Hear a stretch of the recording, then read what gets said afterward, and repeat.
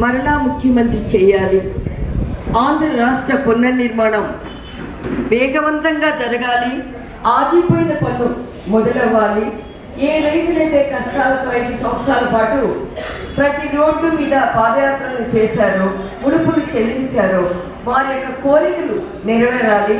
అమరావతి నగరం అలనాటి అమరావతిని తలదన్నట్టుగా భారతదేశంలోనే ఉన్న రాజధానులన్నిటికన్నా కూడా అతి ప్రాముఖ్యమైనటువంటి రాజధానిగా మారాలని చెప్పి, పేదరికాన్ని తగ్గించుకోవాలని చెప్పి, వనరులు ఉన్నటువంటి ఆంధ్రప్రదేశ్ని అన్నపూర్ణగా మరలా మలుచుకోవాలనే ధ్యేయంతో మనం అందరం కష్టపడటం జరిగింది.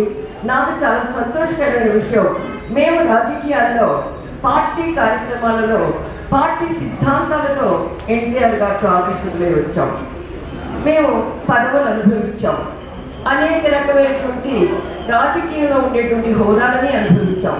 కానీ సిబిఎం ఫోరం కానివ్వండి, టెక్నోక్రాట్స్ కానివ్వండి, ప్రొఫెషనల్స్ కానివ్వండి, ఐటీ ఎంప్లాయీస్ కానివ్వండి, మేధావి వర్గం కానివ్వండి, అనేక మంది గృహిణులు కానివ్వండి, వారంతా ఏది అనుభవించకుండానే ఒక సెంత ముందు బయటికి రాని వారు కూడా చంద్రబాబు విజన్ పట్ల, చంద్రబాబు చిత్తశుద్ధి పట్ల, ఆయన యొక్క వివేకం పట్ల, ఆయన రాష్ట్రానికి అనుమతి చేసిన సేవల పట్ల అది మనం మరలా గుర్తుంచుకొని ఆయన మరలా ముఖ్యమంత్రి రావాలి.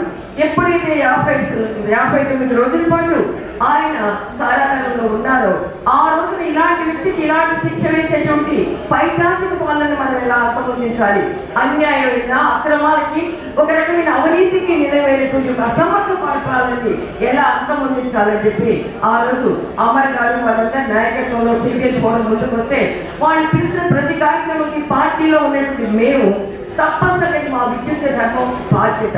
ఈ రోజు కూడా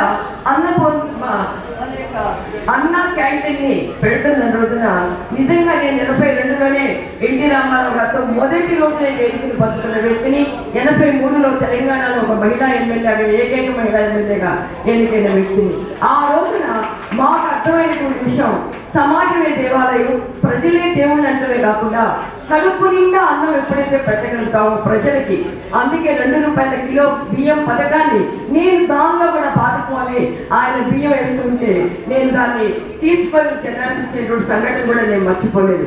ఇవాళ 140 కోట్ల ఉన్నటువంటి భారతదేశంలో 80 కోట్ల మంది పైగా ఆకలితో అలమటిస్తూ ఉంటే, అన్నపూర్ణగా ఉన్నటువంటి భారతదేశం, అన్నపూర్ణగా ఉన్నటువంటి ఆంధ్రప్రదేశ్ లో ప్రజలలో దారిద్ర్యానికి దిగువ ఉన్నటువంటి ప్రజలు ఇప్పటికీ కూడా 3 పూటల కడుపుని అన్నం తినకుండా బ్రతుకుతూ ఉంటే, అలాంటి వారి కోసం పూటకైనా తక్కువ ధరకైనా ఉచితంగానైనా కూడా భోజనాన్ని అందించాలనేటువంటి పథకాన్ని పెట్టిన ఘనత మా ఎన్టీఆర్ గారికి దక్కింది. నేను సగవంగా మా ఎన్టీఆర్ మా అన్నగారిని కూడా అనుకోగలుగుతాను. ఎందుకంటే ఎప్పుడైతే ఆత్మగౌరవం కోసం, ఆత్మాభిమానం కోసం మన ఆంధ్ర రాజకీయాలు ఢిల్లీలో తాకట్టు పెట్టకూడదు, మనం ముందుకు వెళ్తాం, రండి కదలి రండి అని పిలుపుని ఎప్పుడైతే ఆయన ఇచ్చారో ఆ పిలుపు ప్రభావితమై నేను ఇండియన్ ఫారిన్ సర్వీస్ కూడా వదులుకొని అంతేకాదు వరల్డ్ బ్యాంక్ డైరెక్టర్గా కూడా ఎగ్జిక్యూటివ్ డైరెక్టర్గా సెలెక్ట్ అయ్యి కూడా ఇది కాదు మనకి రాజకీయమే ముఖ్యం, ప్రజలు మార్చగలగాలన్న ఆయన పిలిచిన పిలుపులో నేను ఆ రోజు మమైకమయ్యాం.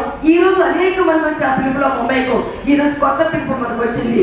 ఏ రోజైతే మరలా మన ఆత్మాభిమానానికి కించిపరిచారో, మన ఆత్మాభిమానానికి లెక్క లేకుండా మైకులు కూడా ఇవ్వకుండా ఒక ఇంట్లో ఉన్నటువంటి స్త్రీని బయటికి తీసుకొచ్చి అమానుషంగా అన్యాయంగా తిడుతూ ఉన్న సమయంలో, నిందలు వేస్తున్నటువంటి సమయంలో ఆత్మాభిమానంతో ఆంధ్రప్రదేశ్ ప్రజలు నగరాలని గర్జించారు.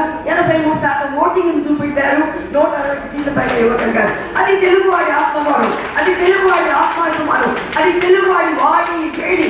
ఆ వాడి వేడి ఈరోజు అమరావతి పునర్నిర్మాణంతో అమరావతి రాజధానిగా ఏర్పరచుకుంటూ తెలుగు ప్రజల్ని సుఖ సంతోషాలతో ముందుకు తీసుకెళ్తూ పారిశ్రామిక రంగంలో, వ్యవసాయ రంగంలోనూ, సేవల రంగంలో కూడా మన ఆంధ్రప్రదేశ్ అగ్రగామిగా.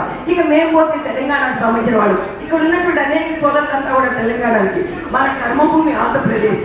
మన జన్మ ఈ రోజున ఈ గాలి పీల్చుకుంటున్నాం, ఈ నీరు తాగుతున్నాం, మనం ఇక్కడే చనిపోతున్నాం.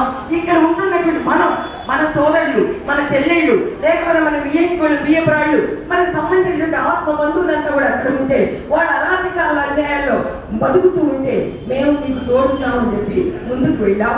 జన్మభూమి పిలుస్తున్నట్టు అక్కడికి వెళ్ళాం, వారితో మమేకం వెళ్ళాం, మనం ఎన్నికల్లో గెలుపు కోసం కృషి చేశాం. మనంతా త్యాగాలు కూడా ఆంధ్రప్రదేశ్ మర్చిపోదు. కాబట్టి ఈ రోజు ఈ క్యాండిడేట్ రూపంలో మరలా ఈ ఉద్యమాన్ని ముందుకు తీసుకెళ్ళి తీసుకెళ్ళడానికి ముందుకు వచ్చిన మా అమ్మకి కృతజ్ఞత అభివాదనలు తెలుపుతూ ఈ భాగస్వాములు అవటం కూడా నాకు ఎంతో సంతోషం ఉంది. జై తెలుగుదేశం, జై తెలంగాణ, జై ఆంధ్ర.